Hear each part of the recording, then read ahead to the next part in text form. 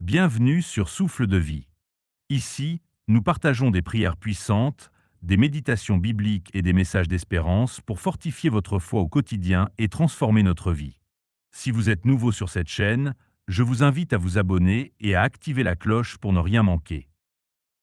Maintenant, préparons ensemble nos cœurs pour entrer dans la présence de Dieu. Avant de prier, prenons un instant pour méditer sur la parole de Dieu. Si vous prenez une pierre et que vous essayez de la presser de toutes vos forces, peu importe votre détermination ou votre puissance, vous ne changerez jamais sa forme. Elle est trop dure, trop résistante. C'est exactement la condition de notre cœur avant de rencontrer Jésus-Christ. Avant de naître de nouveau, avant que l'Esprit de Dieu ne souffle une nouvelle vie en nous, nos cœurs sont comme de la pierre. Nous pouvons essayer, par nos propres efforts, de mieux vivre, d'être plus gentils, de lâcher nos douleurs, mais sans Dieu, nos cœurs restent inchangés. Tout comme appuyer sur une pierre ne la brise pas, la volonté humaine seule ne peut transformer le cœur d'un pécheur. En dehors de Christ, notre condition est la dureté. Le cœur de pierre ne ressent pas le poids du péché, ne se soumet pas au commandement de Dieu et n'aime pas ce qui est saint. Il est centré sur lui-même, rempli d'orgueil et résistant à la vérité. Mais voici le miracle de la grâce. Quand vous rencontrez Jésus, quand vous découvrez son amour, quand vous vous abandonnez à sa seigneurie, tout commence à changer. Vous ne recevez pas simplement un nouvel ordre à suivre, vous recevez un nouveau cœur. Dieu accomplit ce qu'aucun effort humain ne peut réaliser. Il entreprend une transformation profonde en vous. C'est pourquoi le Seigneur a déclaré dans Ézéchiel chapitre 36, versets 25 à 27. « Je répandrai sur vous une eau pure, et vous serez purifiés. Je vous purifierai de toutes vos souillures et de toutes vos idoles. Je vous donnerai un cœur nouveau, et je mettrai en vous un esprit nouveau. J'ôterai de votre chair le cœur de pierre, et je vous donnerai un cœur de chair.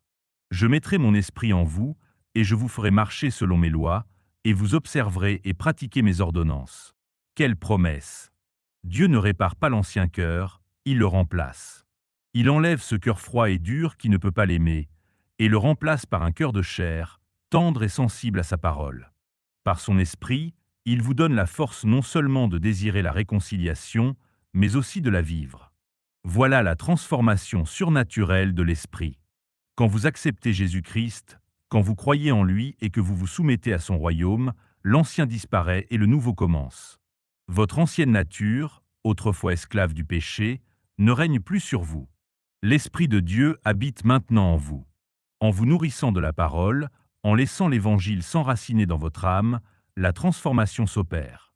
Ce n'est pas un changement instantané, mais comme une semence qui devient un arbre.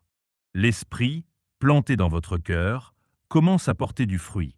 Par sa puissance, vous commencez à marcher autrement. Vos pensées changent. Vos désirs changent.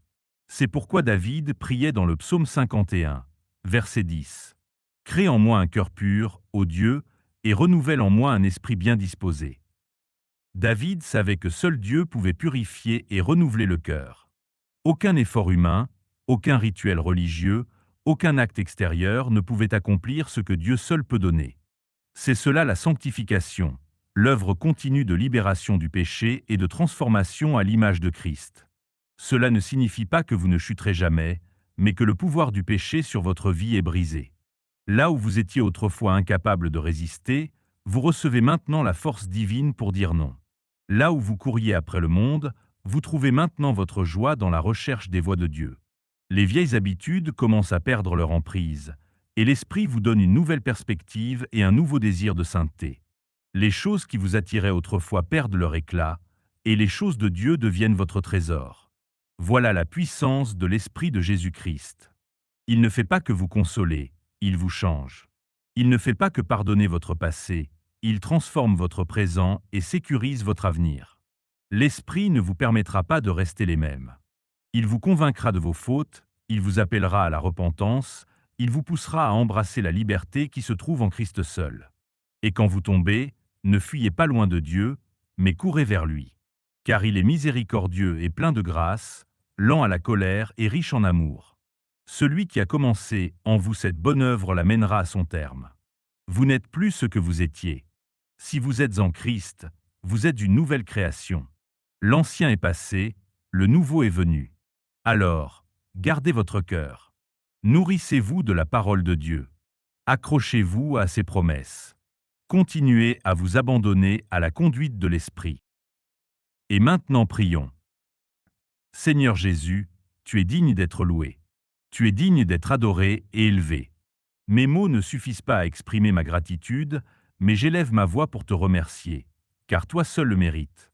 Merci de me connaître et de m'aimer tel que je suis. Merci de m'avoir relevé quand je ne le méritais pas. Merci de m'avoir appelé à toi. Père, donne-moi des oreilles pour entendre véritablement l'évangile de Jésus-Christ et un cœur réceptif à ta vérité.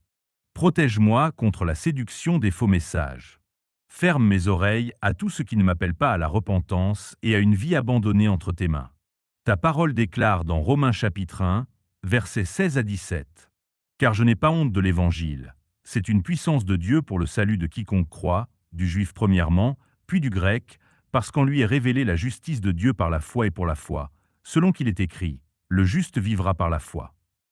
Seigneur, je m'attache à cette vérité. L'Évangile est ta puissance pour sauver.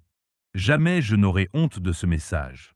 Fortifie-moi pour le proclamer avec assurance, sachant que ce n'est pas ma parole, mais ta puissance qui sauve. Merci, Seigneur, d'avoir enlevé mon cœur de pierre pour me donner un cœur de chair. Merci d'avoir placé ton esprit en moi, me permettant de marcher dans l'obéissance. Continue ton œuvre en moi. Que ta parole brûle dans mon cœur comme un feu, consumant tout désir égoïste, toute colère, toute amertume, toute jalousie. Brise chaque chaîne qui m'éloigne de toi. Raffine-moi jusqu'à ce que mon cœur ne reflète que toi seul. Seigneur, je ne veux pas rester le même. Transforme-moi chaque jour par le renouvellement de mon esprit. Sanctifie-moi par ton esprit, afin que je grandisse toujours plus à l'image de Christ. Aide-moi aussi à partager cet évangile. Donne-moi de la compassion pour les perdus, du courage pour parler même quand c'est inconfortable, et la sagesse pour toujours ramener les regards vers toi. Utilise ma voix, mes actions et ma vie comme témoignage de la puissance de Jésus-Christ. Garde-moi de l'orgueil lorsque je sers. Rappelle-moi que toute gloire t'appartient, à toi seul. Aujourd'hui, Seigneur, je déclare avec assurance, je n'ai pas honte de l'Évangile. Je n'ai pas honte de me repentir, de me détourner du péché, de marcher dans la sainteté et d'être transformé par ton esprit. Prends ma vie, Seigneur, et qu'elle brille pour toi. Prends mes paroles et qu'elles portent ta vérité. Prends mon cœur et garde-le ferme dans la foi. Merci, Jésus, pour l'Évangile qui sauve, sanctifie et transforme. Merci de ne pas m'avoir laissé tel que j'étais, mais de m'avoir fait nouveau en toi. Au nom puissant et précieux de Jésus-Christ, je prie. Amen.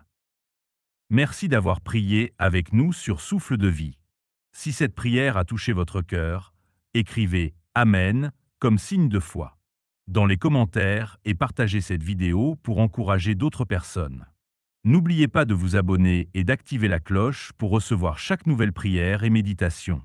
Et rappelez-vous, vous pouvez revenir à cette prière chaque fois que vous en avez besoin.